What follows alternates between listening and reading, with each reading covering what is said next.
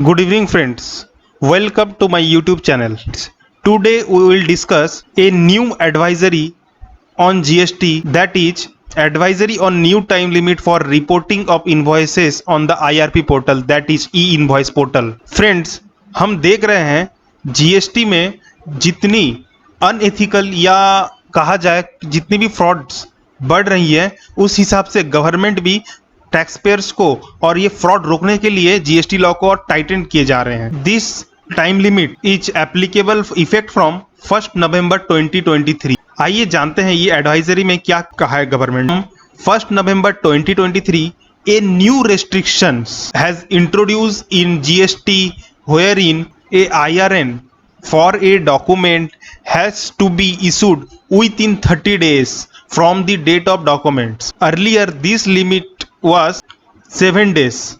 That has been extended further to 30 days. आइए जानते हैं ये जो एडवाइजरी गवर्नमेंट लाई है इसके पीछे की कहानी क्या है। कुछ इरेगुलर ट्रांजैक्शंस को, जैसे कि सोचिए कोई टैक्स पेयर है, उसको गवर्नमेंट या डिपार्टमेंट ने कहा आपने जो ये 100 रुपीज़ की क्रेडिट लिया है, सोचिए कि जुलाई 23 को डिपार्टमेंट ने उसे नोटिस इशू किया, आपने जो 100 रुपीज़ का क्रेडिट लिया है उसे प्रूफ कीजिए। उसने क्या किया, कोई एक सप्लायर के पास जा एक बैक डेटेड इनवॉइस कलेक्ट कर लेगा एंड उसका IRN जनरेट कर लेगा ऑन करेंट डेट पे। इससे क्या हुआ, कुछ इरेगुलर ट्रांजैक्शंस को रेगुलाइज करने की कोशिश की गई। इसी चीज को रोकने के लिए गवर्नमेंट ने ये time limit, new time limit को लेके आया। नाउ फ्रॉम 1 नवंबर 2023 अगर किसी का टर्नओवर, किसी का टैक्स पेयर का टर्नओवर ग्रेटर देन और इक्वल टू 100 करोड़ है, उसके लिए ये टाइम लिमिट एप्लीकेबल हो जाएगा। फ्रेंड्स,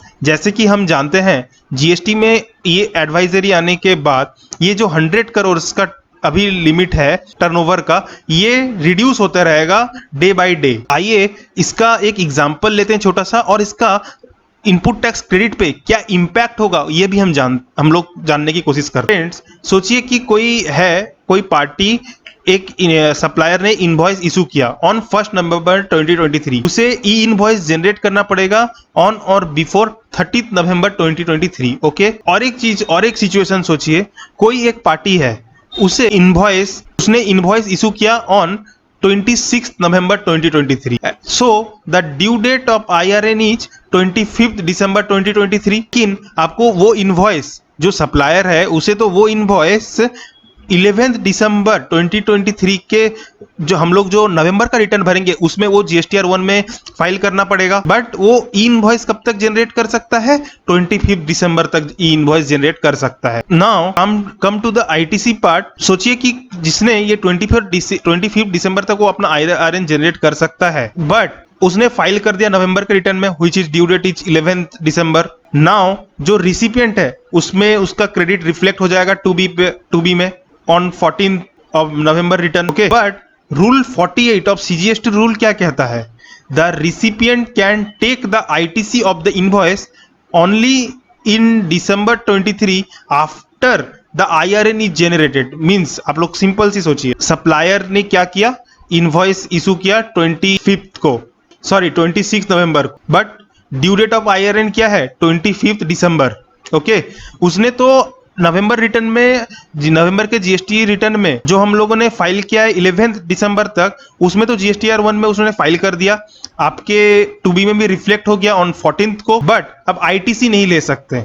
ITC आप कब लेंगे, जब वो after the IRN is generated. Friends, we know इसमें कुछ इश्यूज भी आएंगे, जैसे कि लेकिन मेरा क्रेडिट लेना बनता कब है, नवंबर के रिटर्न में, नवंबर के 3B में मैं क्रेडिट लेने के लिए एलिजिबल हूं, बट मैं नहीं ले सकता। क्यों, IRN अगर सप्लायर ने जनरेट नहीं किया होगा तो। अगर IRN जनरेट नहीं किया तो रूल 48 के हिसाब से मैं क्रेडिट नहीं ले सकता। रूल 48 ऑफ CGST रूल कहता है the recipient can take the ITC of the invoice only in December 23 after the IRN is generated. Friends, हमारे प्रोफेशनल ग्रुप्स में भी बीच में एक डिस्कशन हुआ है, but this is the new advisory, new time limit for all of us whose turnover greater or equal to 100 crore। ठीक है friends, so friends, this video is for only educational purpose। मैं इसमें जो ITC के related जो मैं अपना point रखा हूँ, ये मेरा पर्सनल व्यू है। आप सब अपने अपने प्रोफेशनल से बात कीजिएगा, जानकारी लीजिएगा। अगर कुछ क्वेरी रहेगा आप मुझे मेल कर सकते हैं, डिस्क्रिप्शन बॉक्स में मेरा मेल आईडी है, या मुझे कमेंट कर सकते हैं। सो इसके रिलेटेड हम लोग और फर्दर डिस्कस कर सकेंगे। Thank you for watching this video. मैं आप लोगों के लिए ऐसे अपडेट्स और लाता रहूंगा। Stay tuned.